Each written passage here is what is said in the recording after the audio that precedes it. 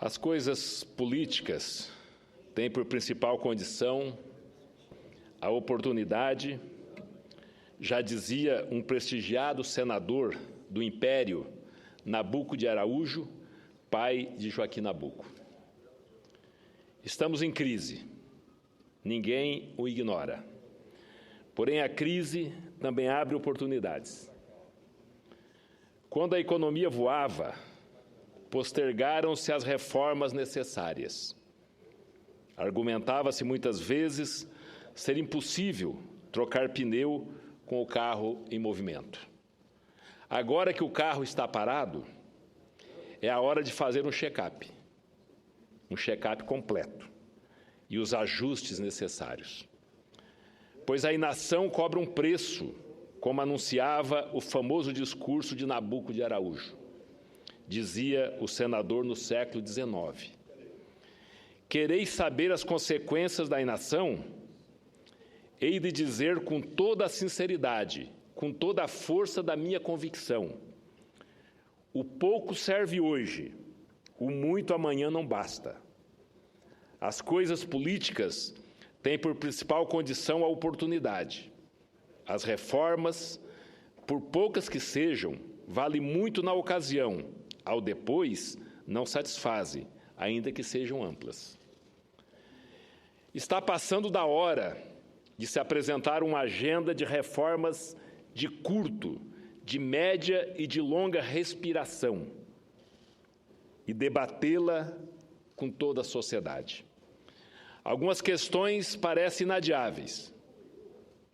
A pauta das reformas pode tomar como referência o longo diagnóstico feito sobre o custo Brasil, ou seja, os obstáculos e entraves estruturais que passam no desenvolvimento dos investimentos. A burocracia assume entre nós a relevância merecida. Muitos lamentam a herança lusitana de nosso passado colonial de querer a tudo regulamentar, verdadeira obsessão legiferante, desprovida de qualquer preocupação com a construção do arcabouço legal e normativo coeso, orgânico e racionalmente integrado. Herdamos da colônia, como afirmava Caio Prado Júnior, estrutura legal e administrativa caracterizada pelo caos sistêmico, com a sobreposição de normas e institutos legais, a confusão de competências e atribuições dos órgãos de Estado e a consequente multiplicação de procedimentos administrativos e burocráticos. Tudo isso, senhoras e senhores senadores, onera tremendamente, desde então, a atividade econômica, sobretudo os agentes econômicos mais decisivos, os empreendedores. Empreendedores de todo porte, dos micro e pequenos empresários às grandes corporações, pois ninguém escapa da teia burocrática.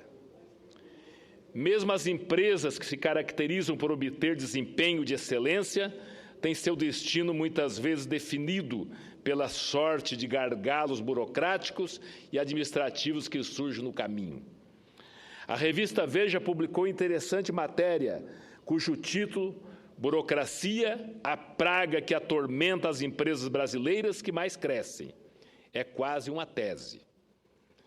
O periódico divulgou pesquisa realizada pela empresa Endeavor sobre as dificuldades que as empresas experimentavam com a burocracia.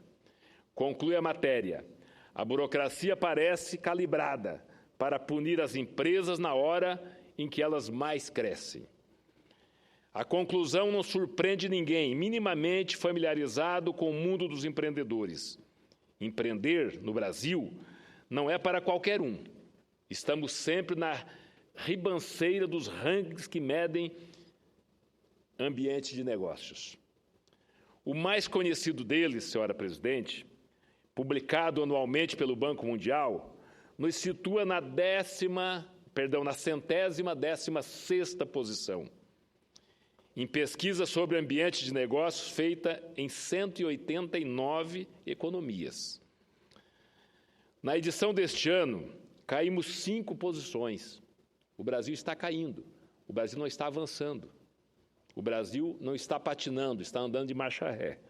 Ou seja, a crise só onera mais o empreendedor, pois as dificuldades estruturais evidenciam-se, comprometendo mais ainda a competitividade do negócio. Não é a primeira vez, senhora presidente, senhoras e senhores senadores, que ocupa a tribuna para protestar contra esse estado de coisas. Devemos sair da letargia. Está na hora de a política contribuir com a economia e apontar o caminho necessário para a superação do grave momento que vivemos. O PMDB está aberto ao diálogo, colocando-se à disposição para a construção coletiva e negociada de saídas construtivas da crise. Discutimos na última semana, senhora presidente, senhoras e senhores senadores, através da Fundação Ulisses Guimarães, do nosso partido, uma ponte para o futuro. E ali tem inúmeras propostas para destravar a economia, para eliminar a burocracia, que a burocracia hoje é um câncer, que está corroendo, está destruindo as estruturas do nosso país.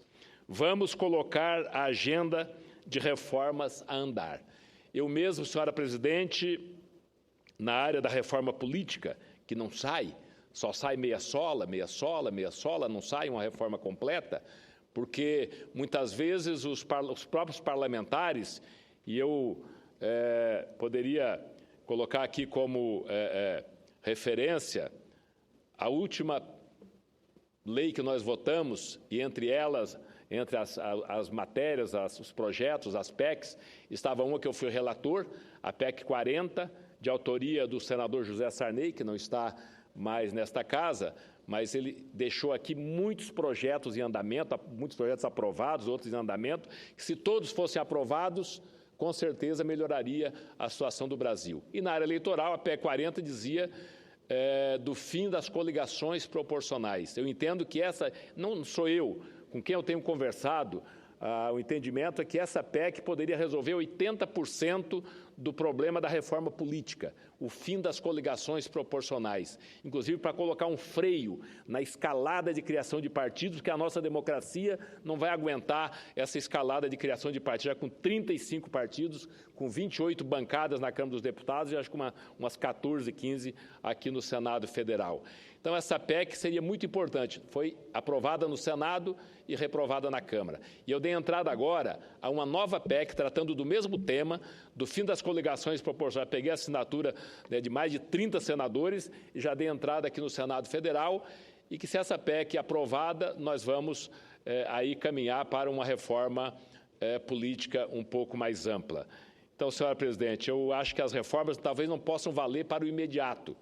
É por isso que não são aprovadas. Então, essa PEC vai valer a partir de 2022, porque só assim, valendo lá para frente, e o dia chega, o ano chegará e aí nós teremos uma reforma. Se tivesse feito isso há 10 anos atrás, com a reforma tributária, com a reforma política e com outras reformas, certamente hoje nós teríamos uma reforma, um país um pouco melhor. Muito obrigado, senhor presidente.